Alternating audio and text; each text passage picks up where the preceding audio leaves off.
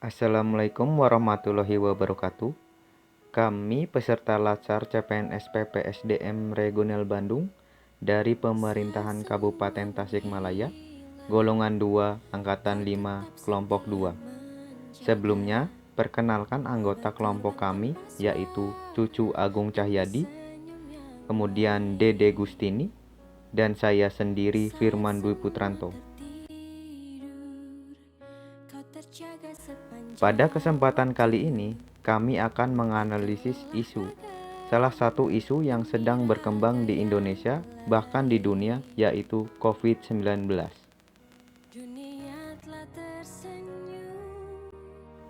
Latar belakang, kasus virus corona bermula terjadi di kota Wuhan, tepatnya di Tiongkok, China. Tragedi pada akhir 2019 terus berlanjut hingga penyebaran virus mewabah ke seluruh dunia. Penularannya sangat cepat hingga Organisasi Kesehatan Dunia (WHO) menetapkan pandemi virus corona atau COVID-19.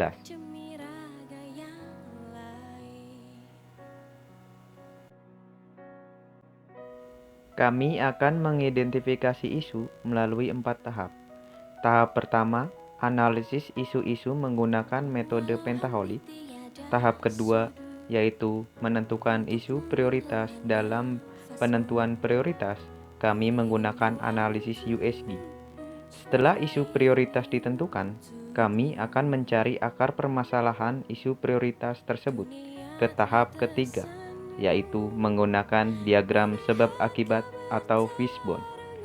Selanjutnya, memasuki tahap keempat, yaitu menentukan alternatif pemecahan masalah, dan metode yang kami gunakan adalah metode SWOT. Pembahasan dilanjut rekan saya.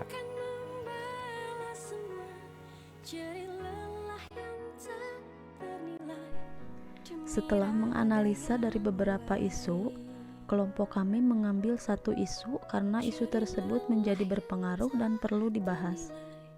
Yang pertama yaitu vaksinasi. Beredar isu tentang vaksin tidak aman, tidak halal, dan masih banyak lagi informasi keliru sehingga menimbulkan penolakan vaksinasi. Yang kedua yaitu kesadaran masyarakat. Banyak sekali masyarakat yang belum sadar akan pandemi sehingga tidak mengindahkan anjuran pemerintah tentang protokol kesehatan. Yang ketiga yaitu ekonomi.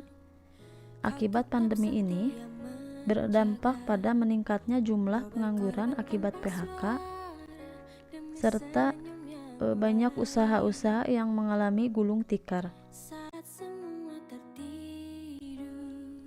Kemudian kita akan menganalisa menggunakan metode USG. Metode USG terdiri dari urgensi, seberapa mendesak suatu isu harus dibahas. Kemudian seriously, seberapa serius suatu isu harus dibahas dan dikaitkan dengan akibat. Dan grow, seberapa besar kemungkinan memburuknya isu itu jika tidak ditangani. USG ini merupakan alat untuk menyusun prioritas isu yang harus diselesaikan. Dari hasil analisa isu, kami menyimpulkan bahwa kesadaran masyarakat menempati urutan pertama. Kemudian urutan kedua yaitu vaksinasi, dan urutan ketiga ekonomi.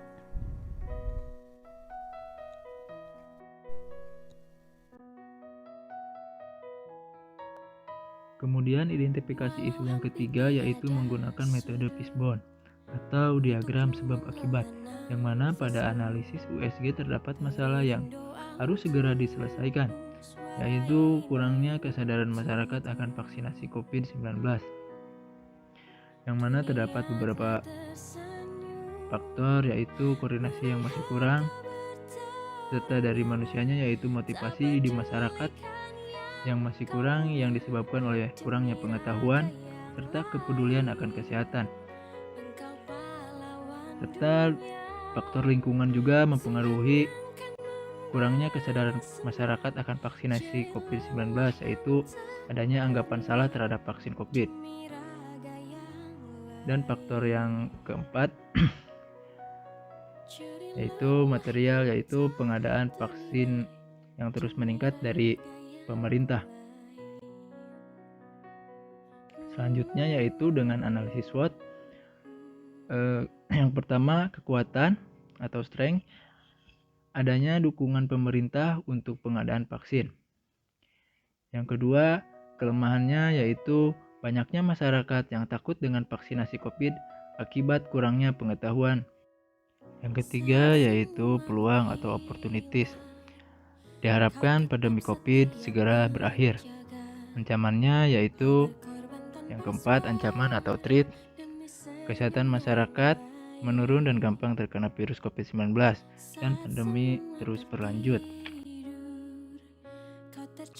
Dan dari masalah tadi terdapat alternatif pemecahan masalahnya, yaitu dengan adanya penyuluhan vaksinasi COVID-19 di masyarakat.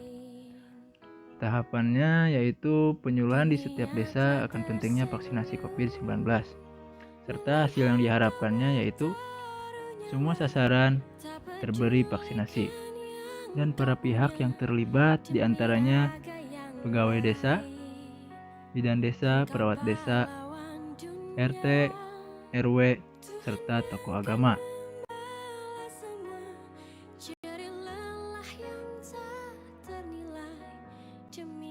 Sekian pemaparan dari kami tentang analisis COVID-19.